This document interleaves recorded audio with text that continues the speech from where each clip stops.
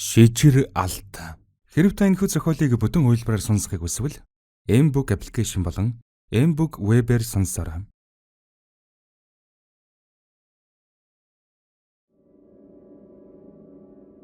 Төгсгөлийн 8 дугаар хэсэг. Хөгшин лам түүний өөдөөс тааг ширтэж суугатан нүдийн огтхонч цавжсангүй. Түүдэг дотроос гарч ирсэн муу ёр хитэн үеэрээ нулимсаар ундаалах хараалыг хийсэн хар чавганцын дүрээр ирсэн тэр байлаа. Эргүү бол өгчих гээд байдаг эмсийг харангадж өгтөл хийсэн хараалыг минь чи буцаах гэвөө. Чарам ажваж төрүүлсэн ганц хүүг нь хаа нууснаа хэл. Эстэгвэс чиний өгөр толгойтой тооцоо бодно гэж мэд. Гээд өгөрч ногоорсон гэмээр өмхий махны үнэр хамар амааран хангалуулан хэлэхэд өвгөн огтхонч цэрвэлгүй. Дэмэл мундаг юм бол тэрийг олчих. Тэглээгээ дундуур сэтгэл ханаж дутуучин дүүрээ дэрвэл тэр болох үз. Гэж хэвнэг хэлхэн тэрэм.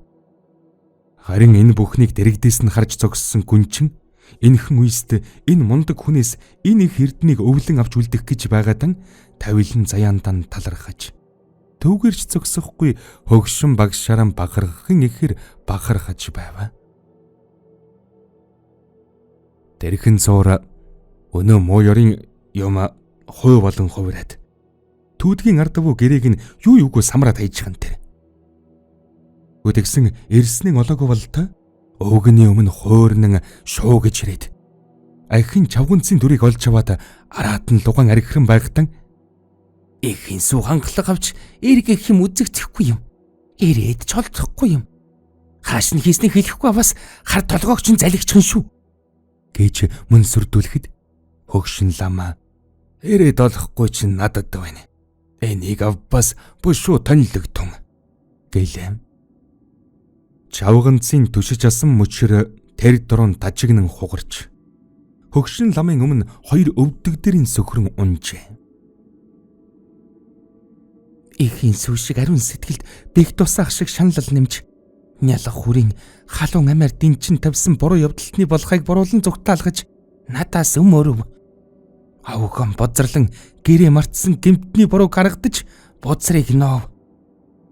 Үрийн минь нулимс хатаж амжаагүй байхад их би энлийн шаналж хараалтай байв. Ирснийг минь өгчихвэл элдв мууг саналгүй би буцъя. Эргээд намайг хуурах гэвэл энэ хар толгойтой ч ярамц гэв. Хөгшин лам харин өмнө бушилтын шарыг өөдөөс нь харж суусан хар чавганц руу цацчихсан тэр. Энэ чиний ирээд байсан эрдэн чинь байна. Гэхэд өнөө чавганц муухай хашгирсаар ард буй түүдэгтэн ороод шатчихав.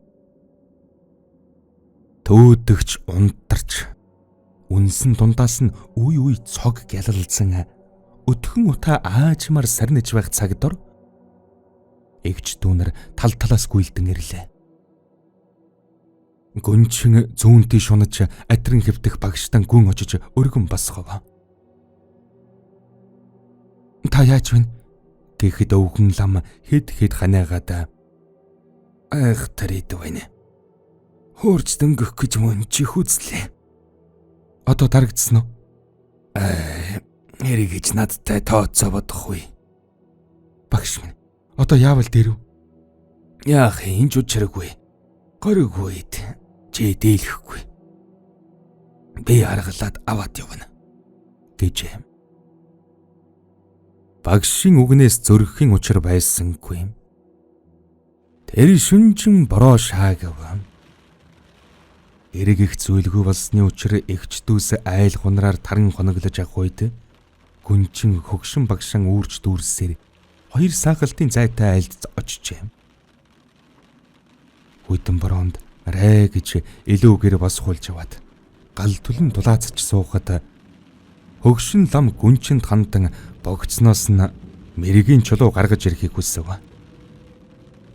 Гүнчин ч багшин хэлснэр хийхэд тэрээр дээлэн дэлгэн хормой дээр нь чулууган асгаж мэрэг тавиад эхний төлгийг дөнгөж хармагцсан дээш харан хэвдээд өгчээ. Багш та яаж вэ? Зүгээр Гээд буруу харан хэвдээд өгчээ. Мэрэг дээр хамгийн дээд төлөг буусан байв. Олон жилийн өмнө багш нь гүнчинд чулуу татахыг зааж өгөхдөн мэрэгийн хамгийн дээд төлөг байлаа гэж тун сайн гэсэн үг биш. Би муутай эсвүгээс тун горгүй байгаа хүнд мэрэг тавьж болдгүй юм. Дээд төлөг боовол тэгээд хөөргөхий. Зам нь шулуудчихжээ л гэж ойлгож болно гэж байсан нь тэр үед санаанд нь буулаа. Хөгшин лам зөөдлөн. Ширдэг шиг зулсан зүлгэн дээр шамуу малгайтай шар өрхөмжтэй алхаж байх юм гин. Гэвч хөл нүцгэн. Нар ээсэн дулаан талд цэцгийн дэлбэн дээр тогтсон шүүдэр дээгүр хөл нүцгэн алхаж явахтан ичигэм бодлоо. Тэртээ алсад гэрн байгаа чим шиг санагдахын сацуу өөрийн ирэхгүй яаран алхаж явтал хааныг тэгээс өдрийн хар чавганцны дуу хадсаар улам ойртоод ирэх үесэд шар нохон шээсээр аргалав намайг шантан би чамайг авна гэж хахирхан хоолоогоор ханга дэлхийг дөрөгтөл хашгирч байна. Гэрийнхэн бараа талын загаар харагдаж эхлэх үесэд донид лам гүйж гарав. Танч ойртхон хэрээр хөлн намагтай газар туучиж явах шиг газар шигдээд ирхэн тэр. Өвдөг хүртэл шигдээд ирэх үесэд газар тороос олон хар гарч ирэн ламын дээл орхимчноос чангааж татсаар газрын гав руу орчихлоо.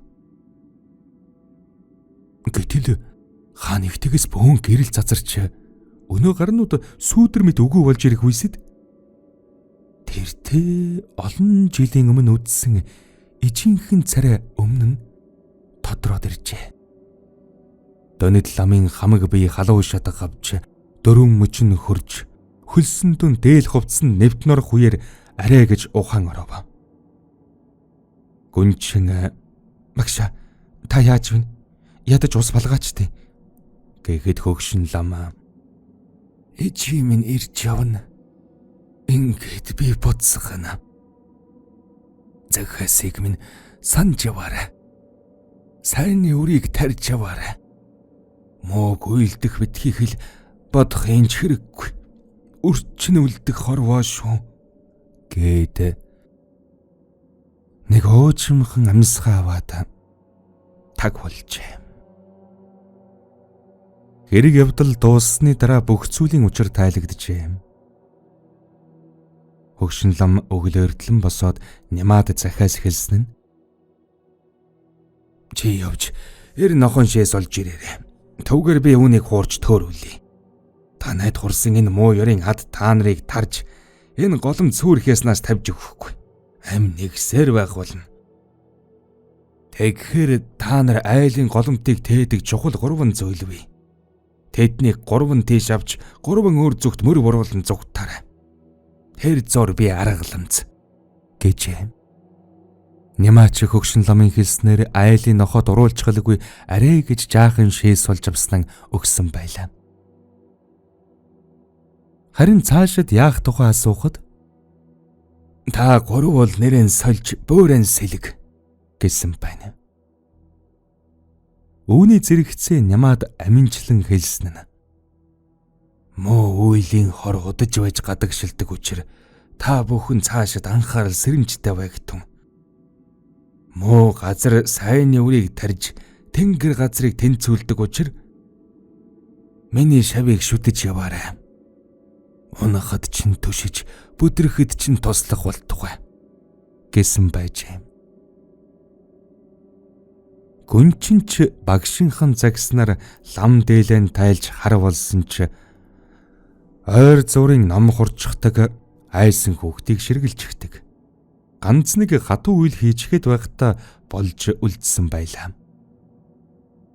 Хүний санаанд чоромгүй айхтар зүйлийн ард гарсан эгчдөө 3 амар тайван амьдарч өр хүүхдийн өсгөж яваа.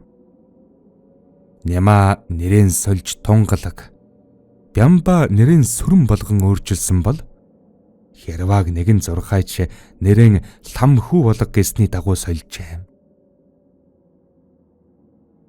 гүнчин минь яасан уддгийм бэ? Эхнэр чинь төрчгöd байна гэж утас цохов. Эмнэлгийн хаалгаар яарсаар гүн орж ирсэн гүнчин харин айлын хүүхэд өвдөд гэд дуудаад болтгүй. Гэсээр Нямаагийн бэлдсэн хувцсыг сольж өмсөд цааш оров. Тэр хаалганы цаана дөнгөж төрсөн нялх хүн ихэнхэн сүг дөнгөж амлжгаад үнэгчлэн нойрсон. Тэрхэн үед 16хан настай байсан охин Өдид ээж болцоход амарчхан их давааны ард гарan нөхрөн хүлээж байлаа. Хүүдээ нэр өгөөч гэхэд гүнчин би их удаан бодсон. Энэ хүртэл намайг залж чиглүүлж чамтай учруулсан багшийнхаа дүрийг бодож ачийг санаж хүүдээ Данивд гэж нэр өгье. Сайхан нэр байна. Хэмээн хос хоёр духаа нийлүүлэн инэмсэглэв. Төгсөв. Зохиолыг бичсэн Хайтан. Дуу оруулсан Б. Оргилболт.